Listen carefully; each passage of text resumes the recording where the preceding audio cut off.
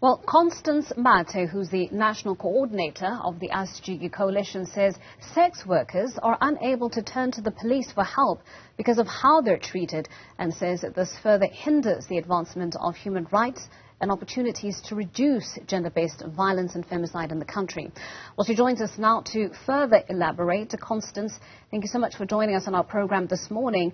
I mean, I think the discovery of these 6 decomposing bodies, allegedly those of sex workers this week, has to some degree applied some pressure on government to fast-track some of the reforms that your organization has been calling for when it comes to sex work. But take us through why this issue is so important.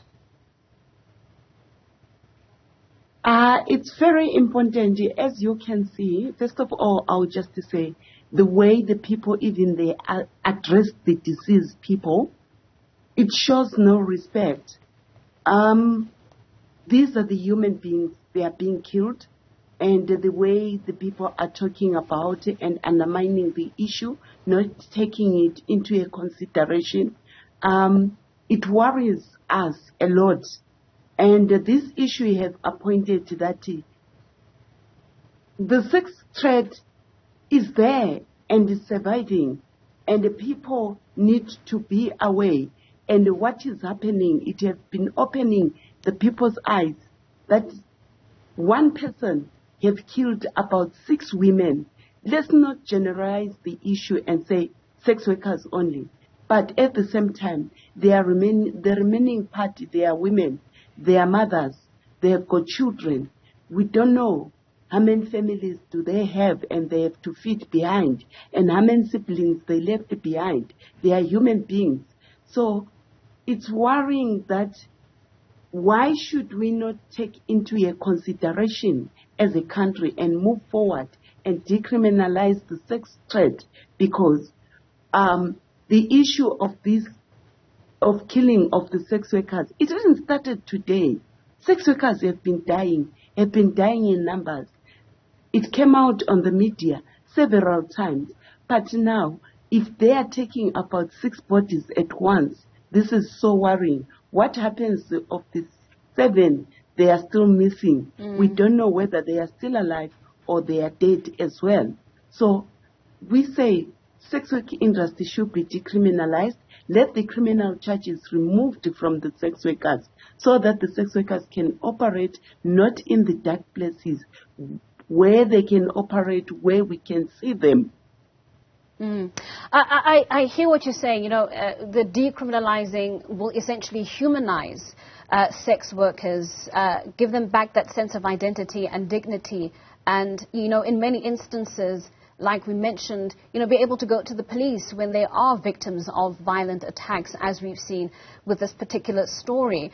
But, you know, it's so interesting to note how other departments have developed versus how the criminal justice system has developed on this issue. We know that the National Health Department has included sex workers in their efforts to combat HIV and AIDS in South Africa, calling on sex workers to come forward and get, you know, treatment, etc. But this failure to humanize sex workers when it comes to the criminal justice system, what are your thoughts on that? I don't want to lie. I want to, first of all, people stop thinking about the moral issues. Let's not bring our moral issues into this. We respect people's religions and culture, but this is a human rights issue.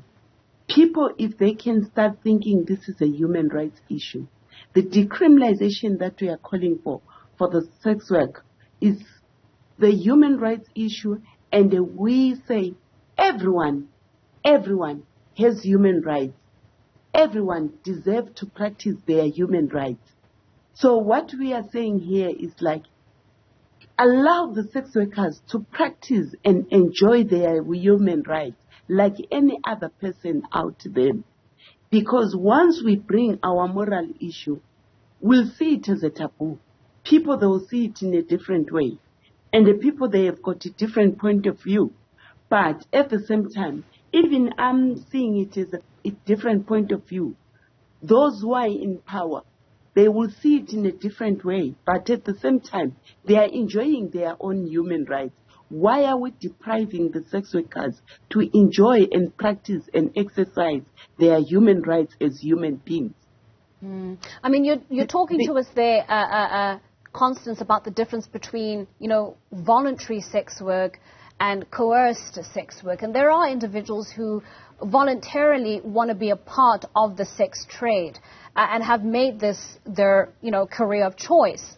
I want to talk about that because beyond the call to decriminalize sex work, there is also alongside that a further call being made to legalize and license the trade so that there's, I suppose even tax issues can get involved there, to have the entire trade and industry regulated like any other sector or trade and industry sector in society. Talk to us about that and how legalizing it, having legislation that doesn't criminalize it but actually creates, a safer environment would do just that, make it a lot safer for sex workers. Okay, we have gone through around the world, checking in the other countries also that they have been legalized. We have found out that the legalization doesn't work. The legalization, it won't gonna work in the sense of that. Remember, in the human rights and the Bill of Rights, there is a right of private. So once we legalize it, it's like we'll be inviting in someone's privacy. So now we need to know how many people does she sleep with, how many people does she engage with per day, what is happening in the industry. It's like a private life now.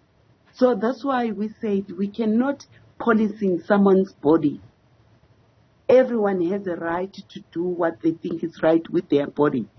So what we think legalization doesn't work. So that's why we go in favor of the decriminalization of sex work, like let them be free. Let them be free.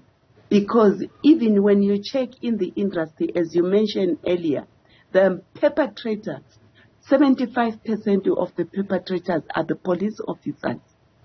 Right. Let's say we legalize today.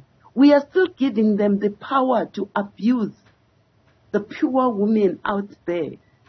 So they weren't going to be protected. What will make sure, what will change what is happening now if we are still giving them the same power? But when we decriminalize, we believe they'll be able to open the cases and identify and come in front. Because right now, I want to tell you, even this incident, sex workers know what was happening. But just because they are scared, they are victims. They are scared to come out and testify. Because once you testify, one, you get killed, one, you become a target, and then your life is in danger. What happens to your children? So now they are scared to come and testify. So when we say let's legalize, what will stop the people in power, the police, to come back again and attack the sex workers and violate their human rights? So that's why we say decriminalization, because we believe there will be a better relationship. Even us as representatives, they will be having sex workers and protecting them, make sure that they can come and testify against any other criminal activities that are happening out there.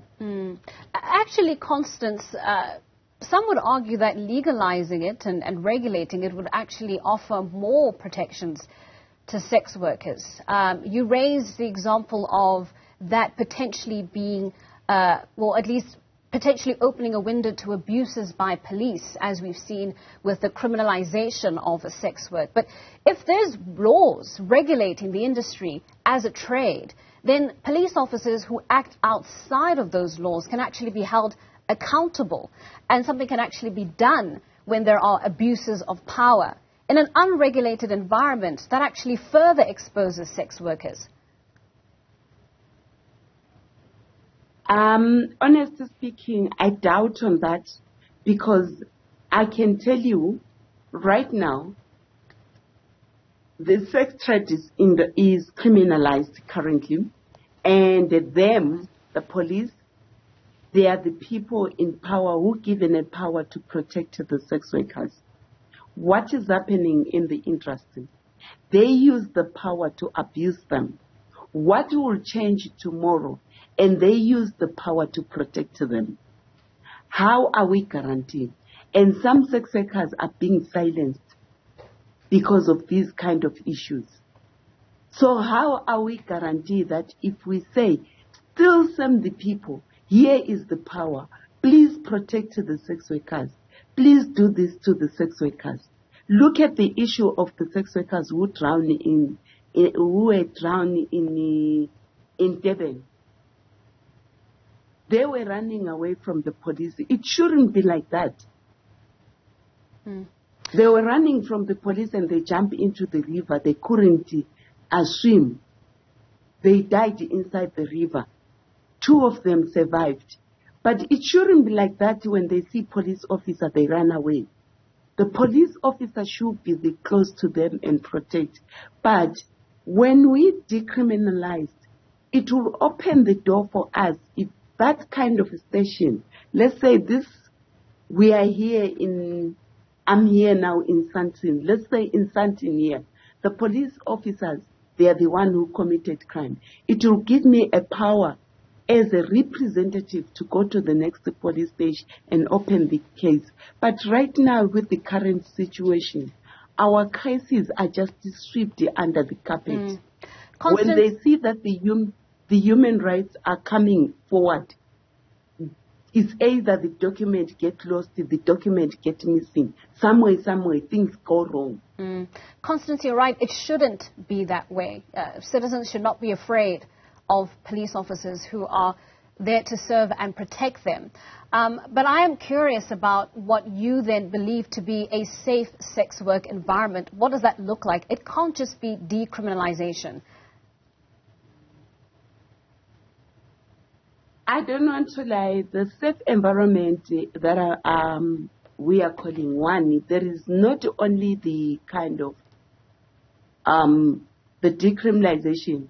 It's not only the kind of looking at one angle as well in abuse and harassment. Also, we think of the labor rights. Sex workers right now, they are not recognized under the labor rights. So also those who work in brothel in other places, they'll be recognized by the labor rights. They'll be protected by the labor laws, like any other employees in South Africa.